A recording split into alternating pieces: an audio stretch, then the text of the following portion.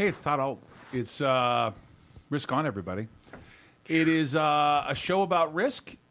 It is Wednesday, April 27th. Wow, half the year is like, well, not half, but a quarter of the year, maybe more than that. 4 months have blown by. I can't really add. It's episode 214. 214 times we've done this. Not including Bitcoin Weekly and the other stuff we've done, not including the Risk On shows for sports. Yep. Jason Bartholomew is here right now next to me. And Skyla's here. I'm in a great mood because we have a special guest, Chris Owuwu, the president of Ault Alliance and the VP of Investment for BitNile Holdings. That actually says on there Ault Global Holdings. That's the old name. That's okay. Chris will also be presenting at the Risk On Business Conference. Now, Chris was a massively strategic hire. He is smarter than all of us. He went to some school that was like Ivy League or something. I had some big names between, he was Banker of the Year a few years ago, and he is a very methodical. He has done somewhere in the neighborhood. Now, I'm guessing the number. I've heard about 150 transactions of reorganization. And I brought him on because I thought it would be best for people to hear a little bit. Now, we have to be very careful because we just bought EYP. We announced it Monday. But we bought it through a process of bankruptcy. And I see people commenting like, oh, they're bankrupt, so they must not be good. Wow, if that's the in-depth research you do, you should definitely, it's a good thing you're not the investor. Anyways, not to criticize, but if you read the PACER filings, which I know some of our investors are very smart and they've been reading the PACER filings, they would see that EYP had hundreds of millions of dollars of debt, which means they definitely had borrowing capacity, which means they had earnings at one time. And this is a 50-year-old proud company run by a very successful management team that is reorganizing something that they inherited. And that was a prior leverage buyout. So we're going to have Chris talk about that. But first, we're going to talk about the Risk On Business Conference, which is filling up quickly. May 12th through the 15th. Boy, do we have a list of speakers, including Chris, that are going to be there. Damon John. Josh Altman, one of the top brokers in the world. Anthony, the Scaramouche Mooch, is going to be there.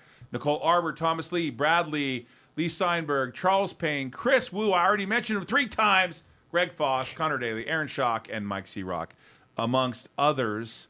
It will be a Bitcoin Saturday and a business roundtable on Friday. And if you ever thought you needed to raise money for your company or understand how to do it, I'm going to be there, right? And I think that I've raised nearly, I got to be careful here because I know lots of people who like my disclosures watch this show. Just say millions and millions. I raised at least $400 million in the last couple years. Yeah. Yeah.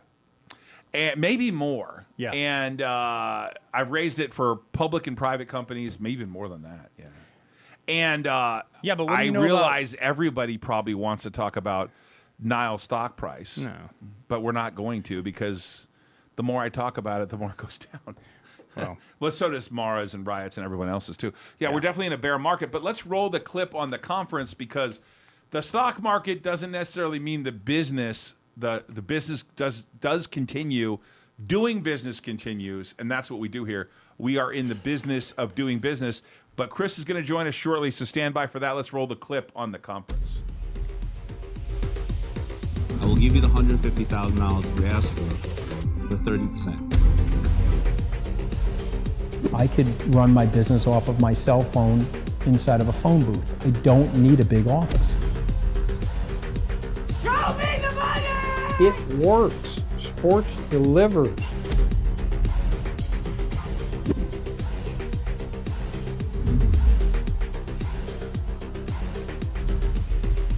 There are a bunch of different uses for NFTs. I want to unleash what you know already and then give you the confidence to seize on it. Any superhero you want to be, you can be in this house. Money is for lending, not for spending.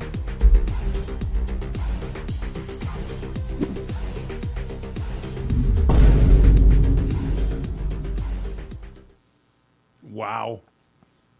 I'm so jacked about this conference, man. Dude, look at those people that are going to be there. Oh, my God. Hey, the Indy Grand Prix will be at Alabama this weekend. I'll be there. 90 laps, 207 miles. The track is in Birmingham. It's a 2.3-mile permanent road course with 17 turns and 80-foot elevation change. Sweet home, Alabama. Let's roll the clip, Brett.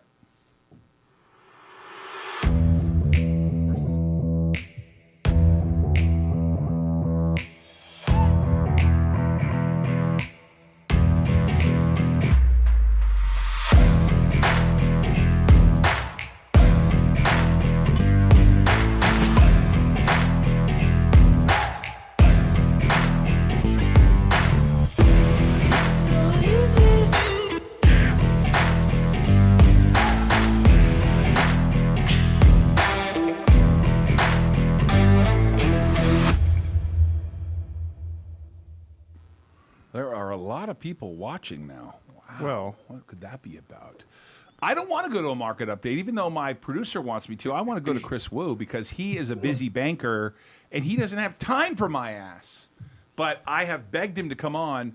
Now, Chris, obviously, I know you have to limit your comments, but welcome to the show, Chris. How are you, buddy? I'm good. Glad to be here. Glad to see you guys. Chris, one of the things we talked about was in the future, we were going to buy assets that were cash producing that had, so maybe you could just talk about in general, when you look at EBITDA cash producing assets, maybe not EYP specifically, but what are some of the characteristics you look for when you want to make an acquisition? And since you've done or advised in more than 150 of them, I think you're eminently qualified to tell people to what you think. I actually wanted to say tell them to shut up, but that's I can't say that. You're a gentleman. I'm an ass. So let's go. Well, I mean, you ultimately, in terms of valuing a business, right? You want to discount the present value of a company's projected free cash flows. And when you discount those free cash flows to the present, you get a net present value. And hopefully you're acquiring a business at a discount to the MPV so that you have a margin of safety, and then you have an opportunity to hopefully help the company generate more free cash flow. And so, what free cash flow is simply, effectively the cash that a company generates, which excludes depreciation and amortization expense. It takes into consideration changes in net working capital so that, if it's a business that consumes a lot of net working capital as it's growing, it's not really generating free cash. And you also have to consider capital expenditures because there's, enterprises that consume a lot of capital. And so if you find a business that generates a lot of free cash flow, that's stable, that has a market position, and has a brand, it has customers, that's a good business to own, and we can ascertain, the net present value of that kind of business, and then you just have to discount it by a rate that reflects the riskiness of those free cash flows. And so that's what we're looking for fundamentally, is a good business that we can acquire for Ault Alliance that will give the business stability, in addition to the NOIs that are being produced by the hospitality properties, which are coming along nicely. We don't have to say anything more than that. We think we acquired them properly. So, with the hotel properties, with enterprises that we buy private equity style, our view is that Ault Alliance, as a potential future standalone entity, can continue to raise capital. And Todd, you can continue to, make money through the lender, as well as allocate capital amongst your various platforms. That's the idea. Yeah, I appreciate that, Chris. Chris, when you can you talk a little bit about some of the type of transactions you've done in the past? Maybe not specifically, but like when you've been out there advising, maybe things that have been restructured, just an example of companies that have went through bankruptcy or how they go through bankruptcy, the process, and why we would be the stalking horse bidder. Yeah, I mean, look, I've done this many times in my career. There are a lot of experienced professionals out there, and I'm of a group of professionals that understands, how to, how to restructure a company as an ongoing concern in order to reposition it. A company may have taken on too many liabilities. Its industry sector may be going through a secular downturn. A company may be uncompetitive and may be in the bottom quartile or 10th of its industry peer set. It may have bad management. It may have made an untimely capital expenditure. There's a lot of reasons why companies, go into temporary decline or secular decline, or occasionally, a unique set of circumstances that gives them some liquidity, and those companies can benefit by taking advantage of what's known as the automatic stay, which is really a breathing spell afforded to Chapter 11 debtors. It's not a Chapter 7. Chapter 7 is liquidation. Chapter 11 is really business reorganization. And so we find a lot of opportunities in this arena because, companies go up, companies go down, sometimes for self-inflicted wounds, and sometimes for reasons that are external to management. And so I have a lot of experience in that arena. Chris, what do you think about the current market conditions with Fed raising rates? I mean, we saw the market rally a little bit today. I mean, this theory that in February of 21, the market started declining. It's been a slow decline since last year. We're about 12, 15 months into this decline. Today, you even saw a dead cat bounce. Theory being you throw a dead cat off a building, even it'll bounce. Your thoughts on what the market looks like to you?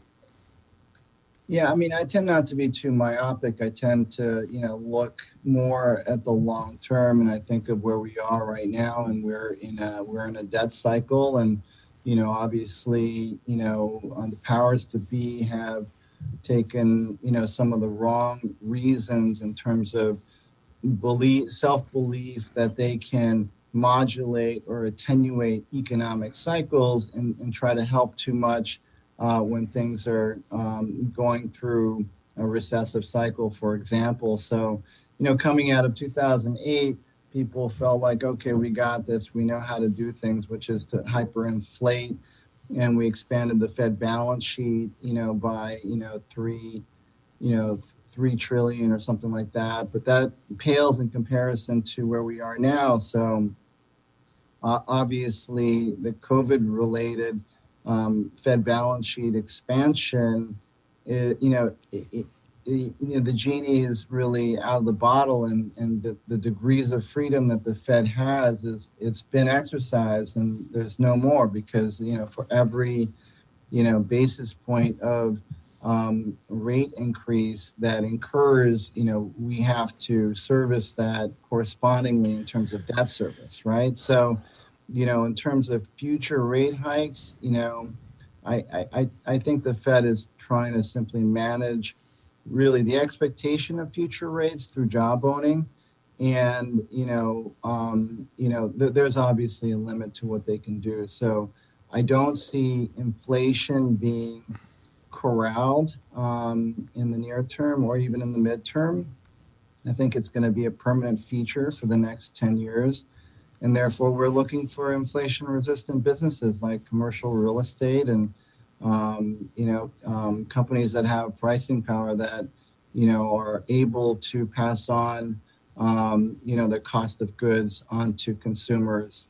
And I think it's going to be difficult for people to be able to save. At the same time, I don't see any major red flags in terms of, where we are in terms of the growth. We're not, we're not going into a recessive cycle foreseeable future. All right, Chris, we appreciate you being here, man. I know you have some of the bankers back east here, so we'll let you get back to work. Sorry, I was not able to join you. Are you going to be in Alabama this weekend? I'm not, but I'll see you both in Indianapolis. And you'll be at the conference. Chris will be at the conference May 12th through the 15th. And if you ever want to ask any questions, this guy, they ask questions. He has done a ton of deals in his lifetime. He's president of Ault Alliance. He's VP of investments for the parent company, and he's on the board of Earnity. He brought us the Earnity investment. Chris, I was curious before we left what your thoughts are on Bitcoin right now. Bitcoin, same as it ever was. I mean, it's the already proven store of value and its utility as we move through the adoption cycle. We'll continue to have utility as potential medium of exchange, but even barring that, I think steady as she goes. We're seeing some pullback, but again, I'm not myopic about the price, and I have very little concerns about Bitcoin being one of the hopeful things in a very difficult time that gets us out of the fiat death spiral that the world is consumed by. I wondered if you had a chance to see the interview, and you don't have to answer this question, but I did an interview with Greg Foss the other day, and he talked about, which I love the theory, that Bitcoin is a credit default swap on the fiat currency Ponzi. Now, he called it that. I don't call it a fiat currency Ponzi, but that's what Greg Foss said, and I wondered what you thought of it being like a credit default swap on fiat.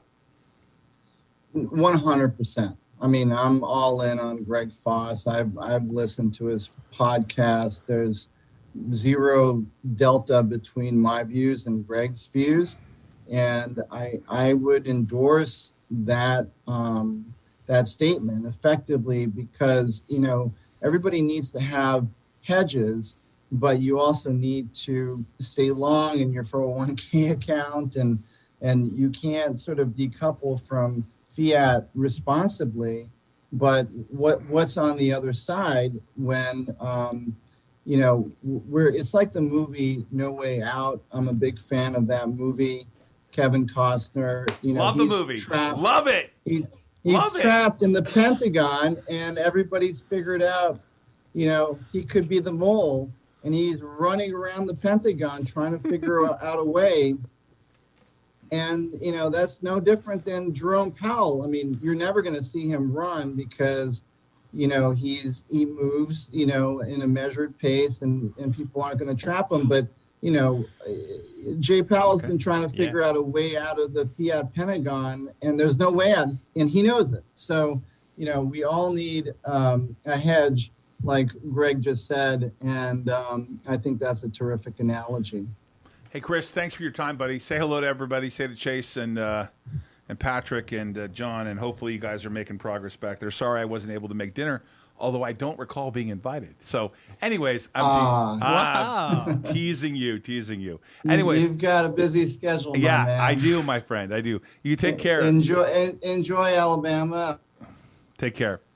One thing I want to tell you guys is that you did see an S3 just drop. That is a required registration from the December financing, and notice that those warrants are at $1. So, as you see that, it's a requirement. We had to file it. That's the way the world works. There we are, right? So, Jason, why don't we cover the market real quick? Because I know we're behind in that update, and I know that we were flat today after rallying a little bit. But, Jason, take it away, my man. What, the dead cat we had? Give me a dead cat. I mean, 61 points to the good for the Dow. I mean, yeah, that's whatever, not much right? there, whatever. 33,301. NASDAQ was actually flat. Although after hours, it looks like Facebook's getting some traction here. NASDAQ 12,488, 12,488, minus 1.81 points. S&P up 8, 41.83. Bitcoin 39,191, Ethereum 28.62, oil $102. Gas still here in Vegas is $5 a gallon. I do feel since we are trading some a little bit, very nominal, we're not recommending you trade anything we trade. Consult your financial investor. This is not a solicitation to buy or sell securities. With that in mind, I did trade the triple Qs last night when the market was down. Yeah. They were at I believe 313, and they fell hard after the close. 317 to 313. I bought some in that range, traded them this morning, got short a little Tesla, traded that Tesla, traded a little bit of the diamonds and Facebook, made money, and now I sold Facebook too soon. Even though I made money, I sold Facebook and making a profit at 173. It's about 198 in the aftermarket. Well, generally, game theory dictates that you don't hold through earnings. It's just a good rule of thumb. Right. My rule of thumb, a lot of people... If you're a trader. If you're a trader. For me, I like to buy businesses, but we do occasionally trade. And it adds a lot to our performance. Sure. When we do it right. When we do it wrong, it sucks. Yep. And we do it wrong from time to time. But we are trading again. Obviously, the company has paid off. Nile has paid off its $66 million debt piece, and we are mining Bitcoin as fast as you can mine it. Yeah. Now, Jason, the report's going to go out May 2nd on what we're mining. Text messages, just a lot of stuff going on here. How are the logistics of those 2,300 miners? By the way, not 2,300 miners 1 month, but 2,300 miners every single month for a while now. Right? Yeah, it's a lot of pallets. A lot of pallets. I think yesterday Joe showed us some of those miners being installed, right? Yeah, he showed you can't install them fast enough, can you? It's ongoing business execution, and that's what we're focused on. May 2nd, Monday, we'll have the mining report, so you guys will get a glimpse of that. Ford earnings came out. Looks like they had a beat on EPS and a beat on revenue. What's Ford doing after hours? Facebook's ripping. It's 201 right now. Let's take a look at Ford. Ford is... Did they get rewarded for their... oops, wrong one. I don't quite get this thing. What does this mean that... What? So it says here, let's go to my screen here. It says Boeing lost $1.1 billion on Trump Air Force deal. Boeing lost a total of $1.1 billion so far on the costs associated with the deal to modify two 747 jets to serve as Air Force One. The CEO said Boeing probably should not have taken the risk from that deal from plans, which was negotiated when President Trump was in office. Let's see here. Boeing reported a loss of $1.2 billion in the first quarter, with a charge of $600 million associated with delays and higher costs of the Air Force program. Boeing's delays on Air Force One, which was cut by Dennis Muhlenberg, let's see here, requires the company, not the federal government, to eat the cost of overruns on the contract.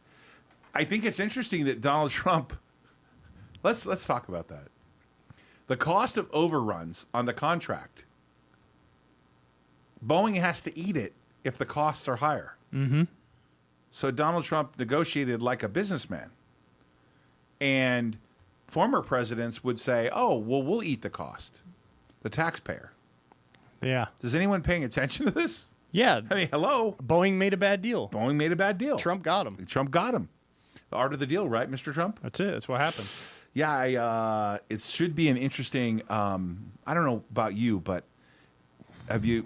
When are we talking midterms? So, just explain to me when we're allowed to start talking. Is it in June, July? Well, I'm looking at Dave Calhoun from Boeing. I'm looking at his political contributions because that's exactly what I do. So yeah, I'm trying to find out how much he gave to the Democratic National Committee. I mean, everything's political now. If you don't realize that, then you're in a different world. But the midterms are gearing up, and if you have any indication of what's going on in Wisconsin, Republicans are winning all the seats there. Right here, former running back and what should be Herschel Walker leads Democrat Senator Warnock in Georgia Senate race. So that's interesting there. I can't say nobody, but nobody wants him to win more than me. Oh, I want Herschel Walker. I love that guy. Yeah. And I loved him when he was a football player. He's very realistic. And I think it would be incredible. Remember his workout regimen? Dude, the guy. He did like 1,000 push-ups and like 1,000 sit-ups a day. He's a beast, man. He's a beast. Elon Musk. Listen, you know how much I admire him. If you go to my screen here, the judge knocks down Elon Musk's request to annul the settlement with the SEC. The judge denied his request. and didn't think that was going to happen. I mean, once you get into a settlement with the SEC, you can't really unwind that kind of stuff. And he was, I get a vast majority of my tweets cleared by legal. Yeah. When they're already out in the public, I don't. So, like, if it's already a comment that's already been made, but if it's a new comment, like I tried to make one today about reverse splits, and, they're very sensitive to what I'm allowed to say. For sure. Right? And so they get all reviewed and reviewed and reviewed. That's just the way it is. So Elon has to have his tweets removed when he said funding secured at 420 from 2018. Yeah, I remember that. And then all hell broke loose. Yeah. Ironically, stock's much higher than that, so would have been a bad deal for shareholders. That's funny. He is brave, man. You got to respect the SEC. They're doing their job to protect investors, and he's got some huevos, ones that I don't have. I would not be doing that. He gives 0 Fs. Someone sent me a tweet that said Elon Musk is going to buy Coca-Cola next so he can put cocaine back in Coca-Cola. That might help people. Free speech, right? What do we got next here? Jason, you got anything you want to talk about with the market? The market, not really. I mean, got to be honest with you guys. I'm trading indexes. Yeah, it's not. We're buying companies, like all are part of them now. We've been talking about this since February. We said in February, before that, if you go back to a series of our interviews, we were fairly negative on the market. For sure. We were short Netflix a long time ago. We were short, what's that one company that makes the bicycle? Peloton. Peloton. See, it tells you how much I remember them. Yeah. Right? What about... We were short a lot of things that we thought were going to be negative. I wonder how all those haters of mine are doing in AMC. Let's look it up together. AMC, let's pull that up. Okay, well, it's still at $15.86. Okay. But it's a different world now. There's not as much liquidity. We talked about this. No, liquidity's not there. It's just not there. But I think a company, a while ago, we talked about this. They put a target of $1 there. Now, just for full disclosure, we are not short AMC. We are not short. What about UUP? UUP, what's that? The dollar index? No, we are not short that. All-time high right here. Let me see if I'm allowed to cover DXY. What we're long here. What are we long? Alzamend, ALZN for those home gamers, AMHC, which is merging with Turn On Green. It's going to be Turn On Green. 140 million shares being distributed to shareholders. And that's warrants. The plan.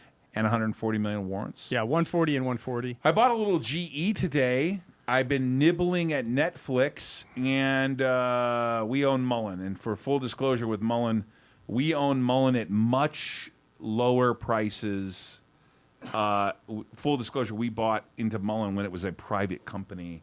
So our cost basis is much different than the public. So we are not recommending the buying, selling of any of those securities, especially Mullen. But I did buy a little Netflix, which you should not buy. You should consult your financial advisor. Don't listen to me on that. But we just did buy, we have Alzamend in our portfolio. We've had that for a while. Mm-hmm. And to say that biotechs are in a bear market is not even an understatement. They're getting murdered. Yeah. They're murdering biotechs like mad. Why is that? Well, it's driven by news. They can just post up there. Like, let's look at Sava. That's got. I saw someone put a $6 target on them this morning. It's 21. Yeah. Let's look at the daily chart on that. Ugly. Wow. Yeah. That was a $100 stock in November, right? Hey, it's Wednesday. Okay. Wednesday. Yeah, it was a $100. $100 stock. Over 100. You're right. Hey, it's Wednesday. So let's answer some questions. Let's get some questions. 150 people watching live. Let's see here. Dave Demersion. Also, half of my short gold miners. Okay. Also cleared half my. Stop dilution. Stop dilution, Ali. All right.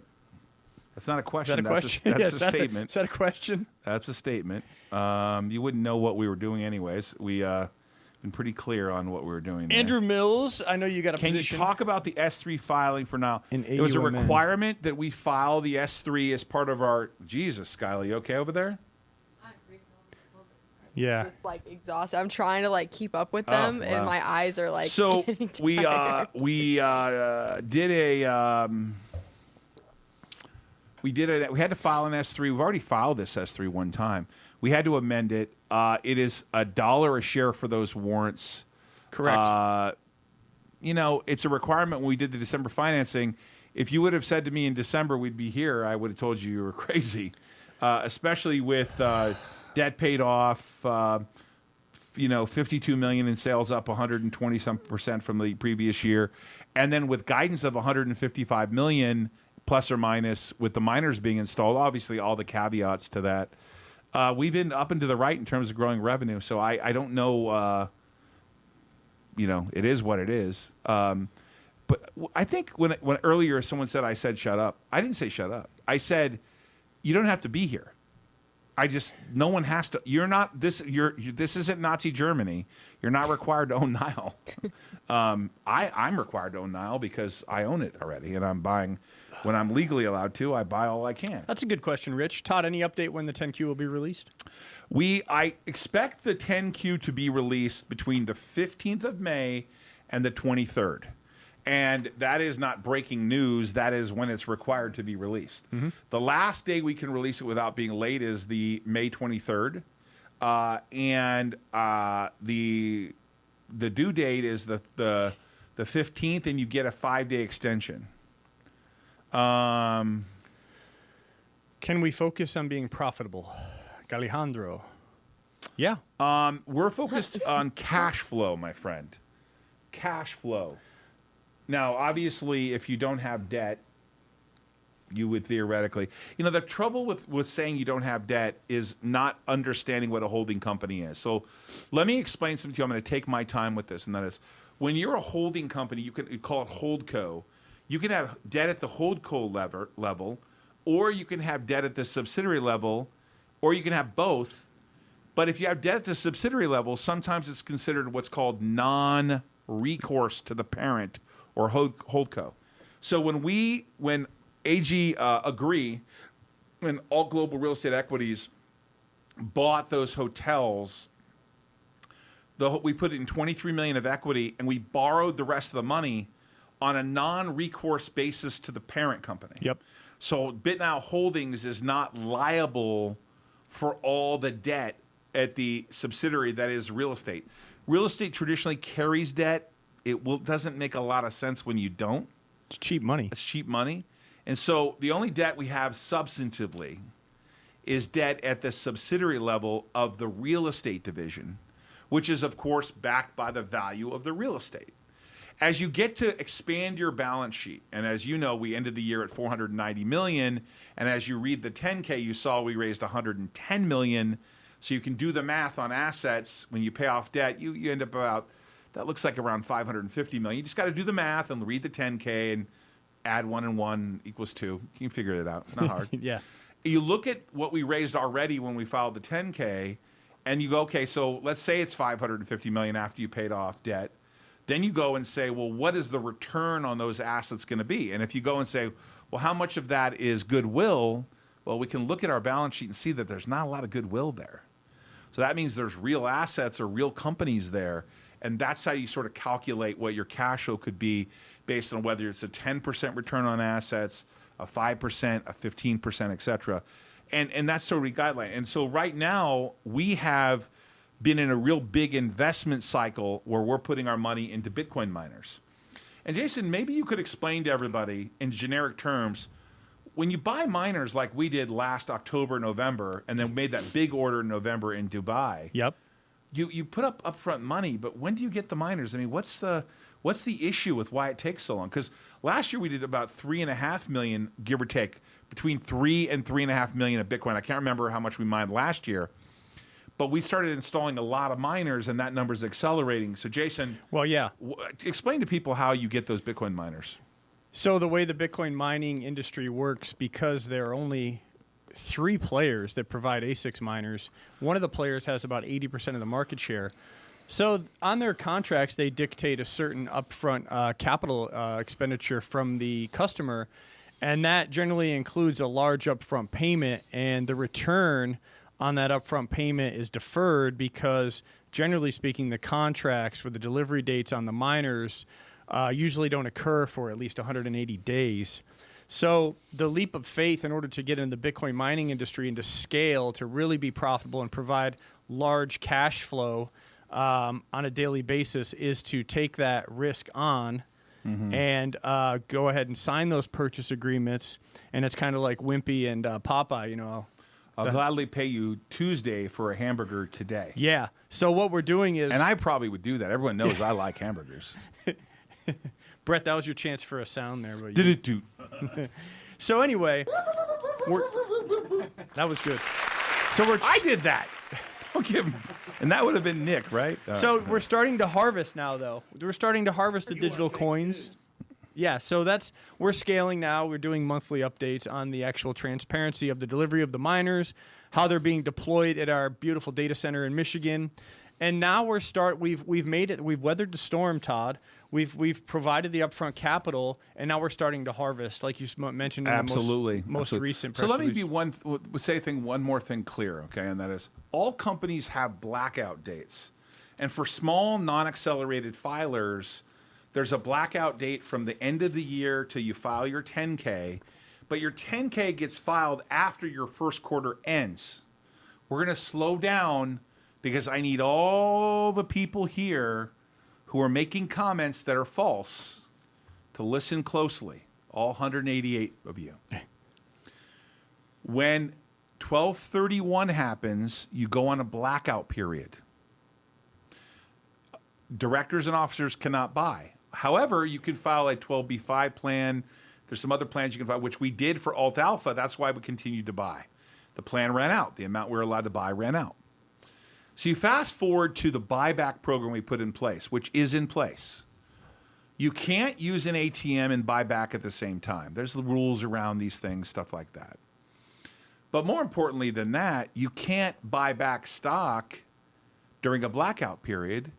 And our blackout period will not end until we file our first quarter results, which will be between the 15th and the 25th. I believe we have to wait approximately 2 days, and then we're allowed to do what we believe is in our best interest. So for all those people asking about what we're doing and all the dilution comments, I would read the filings. That's important. Understand that, you know, my only comments about this is at the end of the year and going into February and March, when things got really negative in the market and the Fed got aggressive and Russia invaded Ukraine, we decided that it was best that we paid off our debt. And we did what we thought was best for the long-term value of the company. And so I would encourage you to just read the filings and pay attention to the dates and know when we have blackout periods or not. I know lots of people ask, when can I buy back stock? And I'm not allowed to buy back stock until I'm not in a blackout period. Now, I've got to give you the legal disclosure here. We have a buyback in place that's good for 3 years. Of course, if I bought stock at higher prices, I'd want to buy them at lower prices. There's never a guarantee that anything's ever going to happen. True. But I'm very pot committed to BitNow Holdings and its future. I was the largest shareholder. I believe I still am, along with the fund. And I understand it's bear. People don't like things, and it's not always perfect. But we told everyone for a long time what our plans were, and we want to get the asset base in place. And we finally are now really accelerating those miner installations. Yep. I'm super proud of the team and what they're doing. And I know that's in contrast to what the stock market looks like. Can't do anything about that. But what we can do is continue to be here every day and be here to talk to you. And if you're professional and rational, I'm not going to answer questions about a reverse. I've answered it like 300 times. It's not in anyone's best interest. If we decide to do something like that, we would tell you. But I don't have any comments. So anyways, what's going on with you? Well, back to the bear. Nick on my screen. Tomorrow, you guys probably know. If you don't know, I'm going to show you. Tomorrow is the GDP release, gross domestic product, on the economic calendar. This is a good reference for you guys, econoday.com. Quarter over quarter, as you see, prior 6.9% growth is not going to happen here. We're looking at 1.1% GDP growth consensus. Tomorrow, you are going to see a lot of doom and gloom in my opinion. GDP numbers come out tomorrow morning, 8:30 a.m. Eastern Standard Time.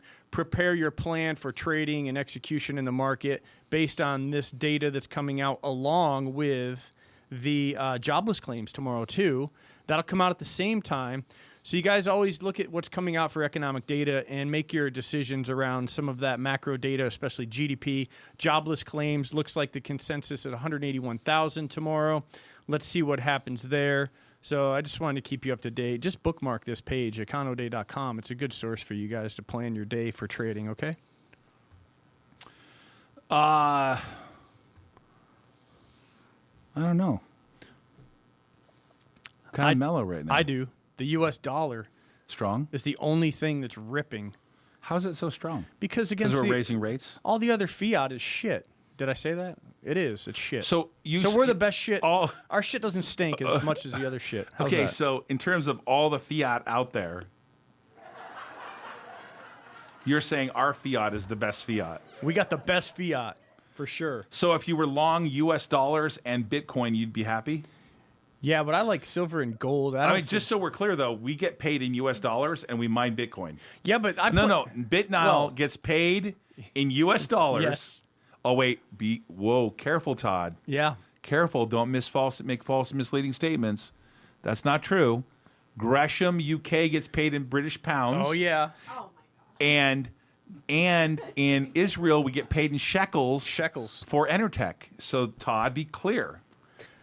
Be clear. We get paid in shekels. Yeah. We get paid in British pounds and U.S. dollars. Correct. And we mine Bitcoin.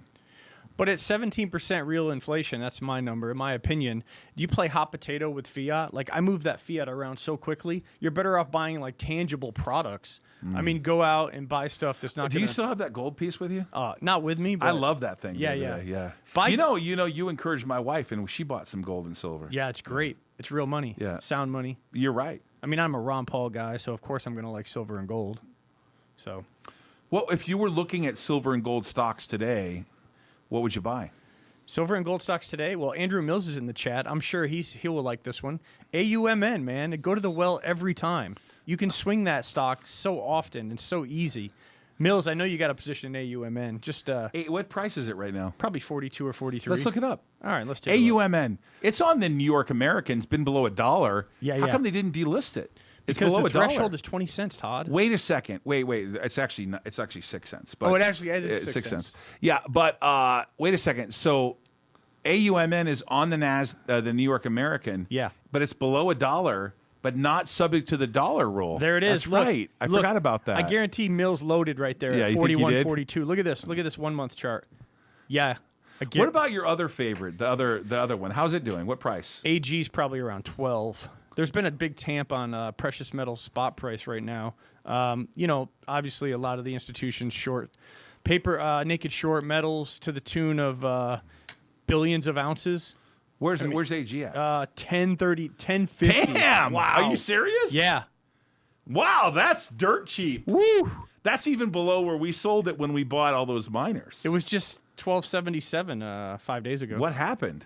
They crushed the physical market. They did. Yeah, it's tied. Yeah, so physical is tied to in the GDXJ. It's tied to all the junior miners. So that's what's happening. You're getting a lot of pressure on silver and gold because of the DXY. I mean, the DXY is going to fly because it's competing against all the other crap fiats. But if you put the DXY against commodities, then that's a different story. My brother's on there. I have no position in any of the stocks anywhere. I know, I saw that. Yeah, there's Mills. BTG, okay, NGD, I have a couple of those. AUMN, and Hecla. Exactly. HL Hecla, yeah, I like Hecla. It's called corruption, Andrew Mills says. It is, Mills. You know JP Morgan, they've paid the largest fine. Skylar, what time's my next call? It's at 2:15. What? It's at 2:15. Yeah, Travis, you got a good investment there. 12 minutes. Okay, got it. Actually, I have a call right now. Hey, everybody. Hey, for you out there, Bubba, I'm looking forward to seeing you in Alabama. And there really is a guy named Bubba. He's a lawyer. I'm looking forward to seeing your son.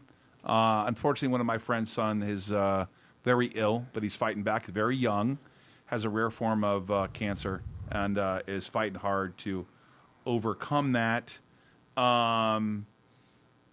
But one of the things I want to talk about before we leave here is what's happening with the conference. Now, I realize I have a lot of, when we talk about disclosure, I always have to be careful what I say online, how I say it, etc. But, when we have plans to do something, we'll tell you. Our plans are still in order. We're not changing any of our plans, the way we're going forward, how we're building the company.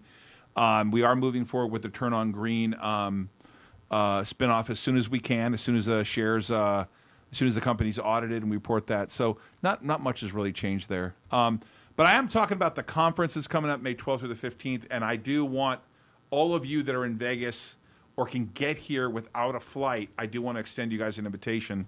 So let me know if you live in the local area. Email Randy at Ault Alliance, Randy at Ault Alliance, or go to riskonevents.com. Speak to Roland or Joe or anybody there and tell them you spoke to me, you saw me on TV, and let us know where you live. If you watch this show, even if it's recorded and you watch the recorded show and you want to be here the 12th to the 15th, we have a special deal for you. Could be very special. You never know how special of a deal that could be. Check out the podcast tomorrow with Alex Svetsky. This guy is blunt and to the point here about Bitcoin.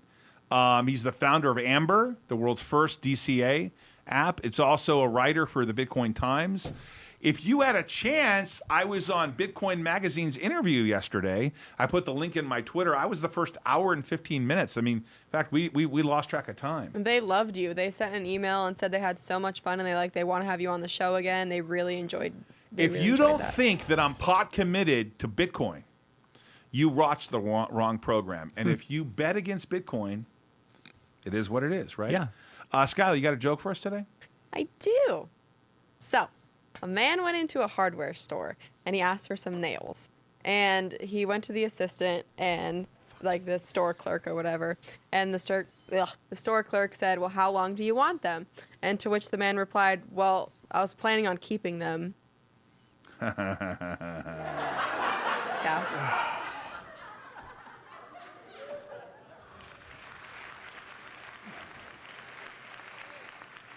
Yeah, listen, I'd love to comment on the reverse idea. I'd love to comment on why the stock is down. I just don't think it does any good anymore. No one's listening to me. So do your own research. Don't know what to say about it. I've told you everything I wanted to say. But I appreciate you guys, those people who are here. Those people are here for the wrong reason, which is to be a hater. I still appreciate you too. Nothing but love for all of you. Everybody, will see you tomorrow. No.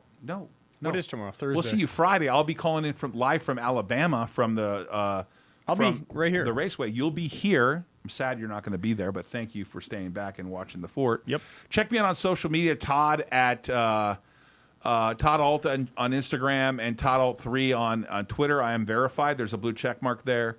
No, folks, I did not buy that jet. I did not buy that $60 million jet. No. Belongs indirectly through a friend of mine. I do charter one from time to time when it's required, but I'm not in a position yet. Now, if Alzamend were to get approved by the FDA or something, maybe we would, right? Yeah. Come on, man. I'm just having some fun. No, I'm with you. I'm just having some fun. Easy, what was your question? Hurry up, Easy. Come on, give me the question, Easy. Yeah, we'll take one more question from Easy. We'll give you 10 seconds, and then we got to roll. Come on, Easy. Easy. What's the question? Easy. Count it down. Okay. Hey, by the way, a lot of you guys got in the 5-minute window for that free Bitcoin. Oh, yeah. And we're going to be giving it out to you shortly. You're going to get a code from Earnity, all those people who got, I think there were 51 people that paid attention to the program, and they had 5 minutes, and they did it. And Randy has everything timestamped. And you know what Randy told me to tell you? I couldn't tell you what I wanted to tell you because he was very negative. But, Nile shares of Turn on Green. Team Johnny. What is that? But Randy was very specific about the time frame, and he got it marked. So we're there next time. There will be more Bitcoin giveaways in the future. Yes, and the business enterprise and the plan goes on. We just keep the plan going. goes on. Yes. I realize no one's happy with the market, not me, not anyone, but we love you all. Take care, everybody. Be well, and risk on, everyone. We'll see you later. Nice.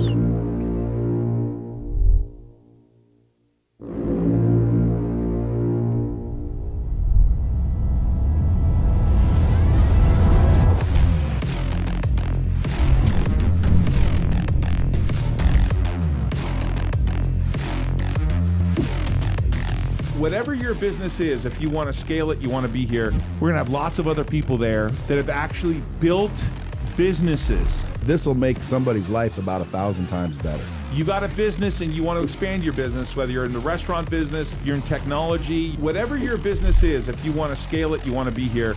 This is going to be a conference where you can learn something, meet people, and network.